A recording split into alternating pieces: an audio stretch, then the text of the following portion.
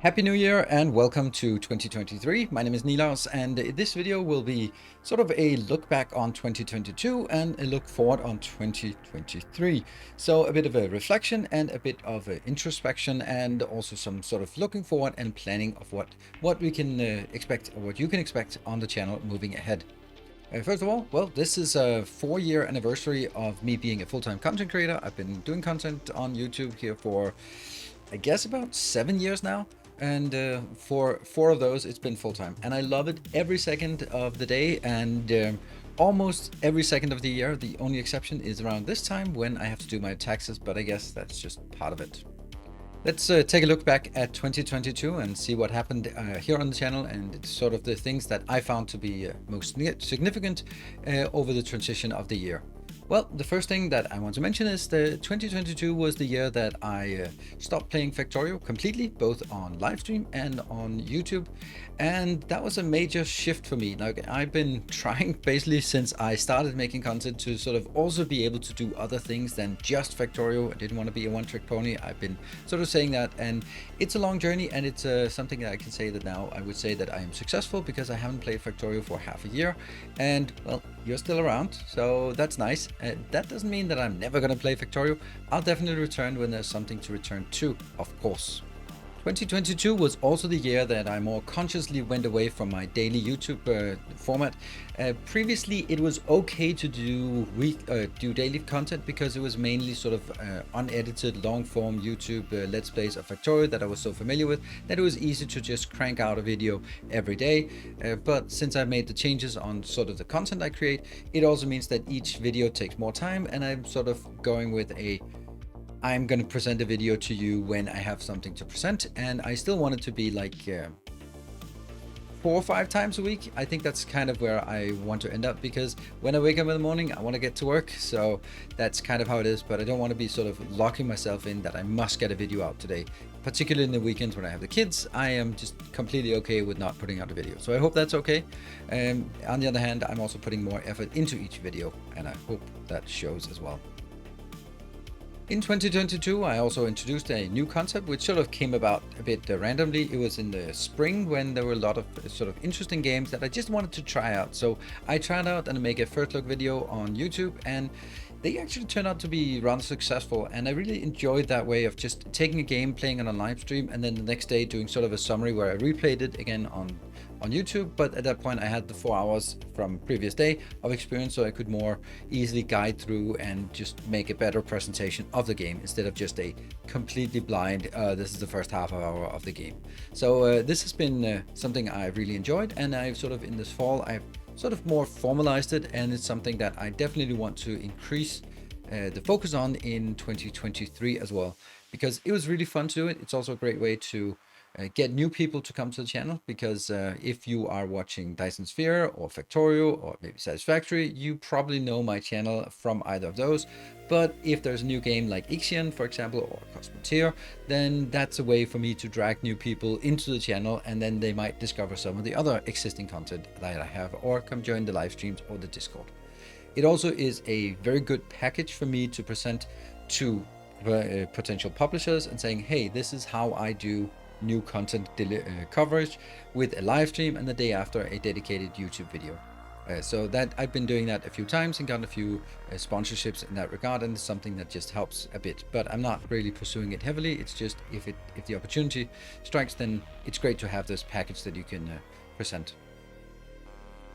In 2022, the format of my content has gradually transitioned from this, what I mentioned before, the long form format where I made a 50 episode Let's Play of Factorio or whatever else, into something that is more curated. It's either tutorials or it is sort of this experience. I think both Ixion and Valheim are very good examples. Each video is basically between 3 and 4 hours of raw content, and then cut down to between 20 and 40 minutes depending on what it is, and that is a format that fits better for YouTube, and I want to continue to do that. But it also means that each episode takes a little bit longer time, and it's something I really enjoy, this where I have a specific story to tell in each episode, and I hope that's something you enjoy as well. But the long form format is something that, in my opinion, It doesn't really belong on YouTube anymore, and it is much better done as a live stream, and that's why I'm doing it as a live stream. And then I do these more focused episodes here on YouTube, and that's how I intend to produce content moving forward as well.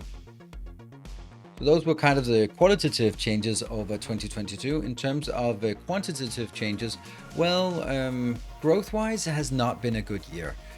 Growth has been constant, but that growth constant is not great.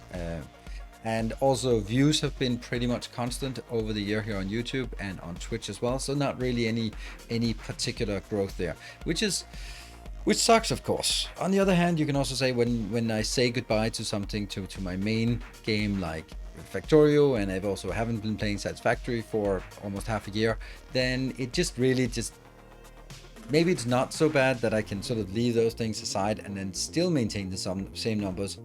On the other hand, I also really need to start looking at why I'm not growing. And I do know it's because I can see that the people who come to the channel watch it and are happy mostly. But of course, people will move on or lose interest in what I offer and or what the games I play. But I'm just not very good at attracting new audience. And that's because of my hesitancy to clickbait and clickbaits and YouTube thumbnails and all that stuff.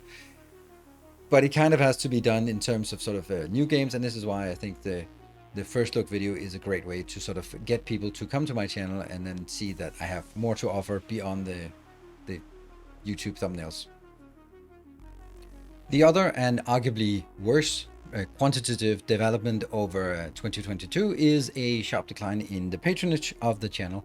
And I think there are two main reasons. If I look back at it, the one reason is sort of a more societal development, that 2022 has been a really rough year for a lot of people, with gas prices increasing and heating and also inflation. So there's a lot of things that maybe has forced a lot of people to reconsider that maybe a pledge of some random guy online is not the top of the list. Maybe groceries are a bit high on the list, and that's totally understandable. It would be weird if as a content creator we did not experience the same societal ups and downs as everyone else does. So that is naturally happening. The other part, I think, is because I saw a sharp increase in patronage because of the Factorio Let's Play, where every new pledge was added a new episode, which maybe was that thing that drove people to just go like, yeah, actually now I'll support this. And that I haven't been able to do anything like that since then. So I can see that the number of declines or sort of cancellations is about the same, but the number of new joins on Patreon is declining. So if that's why I will turn to you and ask if there's any ideas that I could do in order to sort of promote that and get at least bring the awareness in that. I don't want it to feel like an obligation. I want to give all of my content available for free for everyone. But it would be nice to sort of have some kind of perks that we could give to anyone who's pledging. So, ideas welcome. Comment section is open for ideas. Let's take a look forward into 2022, and the first thing I will say is that I don't expect to do any massive major changes of what I do in terms of content, either here on YouTube or Twitch or TikTok or OnlyFans. No, that's not how I see this channel evolve. It's going to be slow and steady in terms of sort of what I want to do, because I'm very happy with what I do. And I'll of course continue to do testing and try new ideas and evolving the channel as sort of the trends progress, but I don't want to sort of do any radical shift and everything's going to be different next year. So, but we'll still have some things that I want to just emphasize how we're going to do different next year. Generally, I have games that I classify as main games. Those are the ones that I will always play if there's a new update. And those will be sort of the mainstay of what happens on the channel. There will be half of the content will probably over the year be focused on these kind of main games. And of course, that's the likes of Factorio, Satisfactory, Dyson Sphere Program, Valheim, Captain of Industry. And I hope that we'll be over the year adding a few more games to that category of main games that we can then sort of come back to when there's something new, and then put back on the shelf when there's nothing, when we've tried whatever is new, and then move on to other things. In 2023, I'll be doing a more dedicated approach to the first look Let's Try videos than I did previously. Previously, I had 1 day for viewing it and 1 day on YouTube for just making the first look video. And in some cases, it turns out that I really wanted to play more, but at that point, I'd already filled up my calendar both on YouTube and Twitch, and I just didn't have room for anything else to be added. And I wanted to facilitate that. So in order to do that, I will be focusing on my main games that are ongoing, and then I'll be reserving days for Let's Tries, but I can't necessarily say until sort of the stream before what is going to be next time, because I want to be able to do a Let's Try of a game, a first look, and then say, this is actually fun, I want to do it again, and then do it on a follow-up stream and a follow-up stream until I don't find it fun anymore. Cosmoteer is a good example of something that sort of took me by surprise. I tried it once, didn't get it, tried it a bit more, and then suddenly got it then, and it was like hugely successful here on YouTube and also super fun to play, but I just couldn't fit it into my Twitch schedule because that had already been committed. So this is what I want to do more of in 2023, allocate time open for new Let's Tries and just allow them to play for as long as they're fun. I think V-Rising was another example from the spring where I just tried it once and I would go like, this is actually fun, I want to play it more, and then I played it some episodes and also created some episodes on YouTube, but it wasn't a full Let's Play. So that's what I want to facilitate more in 2023. In order to support that, up here there is a spreadsheet that I have created together with the moderators on all the games that I have considered, have played, and all that stuff. And that's available in the link in the description and also in link in the comment section and link in Discord, so that you can see what games have already been suggested, and maybe I have already commented that I'm not going to be playing RimWorld and I'm not going to be playing Dwarf Fortress. They might be excellent games, but I just can't stand the look of them, so I'm not going to be playing those. And then don't have to be asking about the same thing again and again. I don't expect everyone to take a look at it, but it's a way to sort of see and say, hey, did he actually play this game? Oh yeah, Anno 1800, yes, he did play it. Okay, here's the link. Okay, I can go watch it if I feel like it. That's the kind of information. And it also allows the moderators to answer on my behalf whether I have tried the game or not, and provide the link. So it's just a little resource that helps sort of steer us forward. And if you want to suggest a game, and please do, I'm going to rely heavily on your suggestions for new releases and things that have sort of released recently but flown under the radar. That's happening a lot with indie games. So if we can give them a chance to see the light of day and maybe reach a bit broader audience, I think that's super awesome. So suggest that in my Discord. That is the preferred way. You're also welcome to leave a comment below, but I prefer it in Discord because then you can just add a link to the Steam.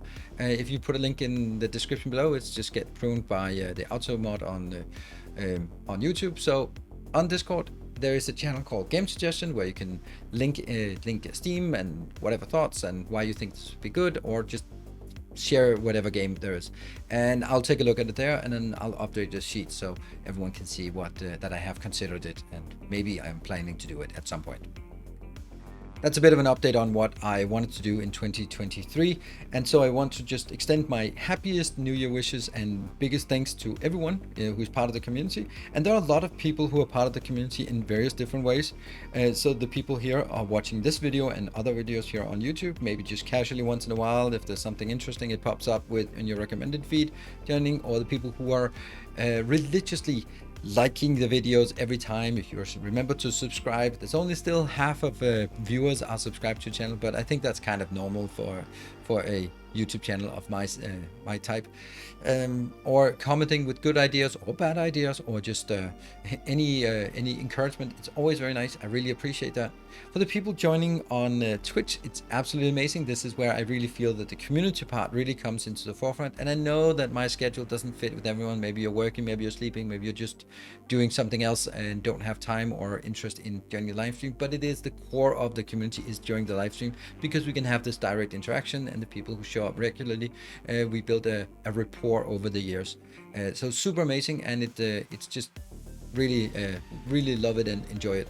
Also, the people who are just joining or are joining on Discord, it's great to see that there's sharing ideas and sharing discussions and all that stuff. This is what Discord is for. It's sort of disconnected from the YouTube and the Twitch, but is something that's more persistent.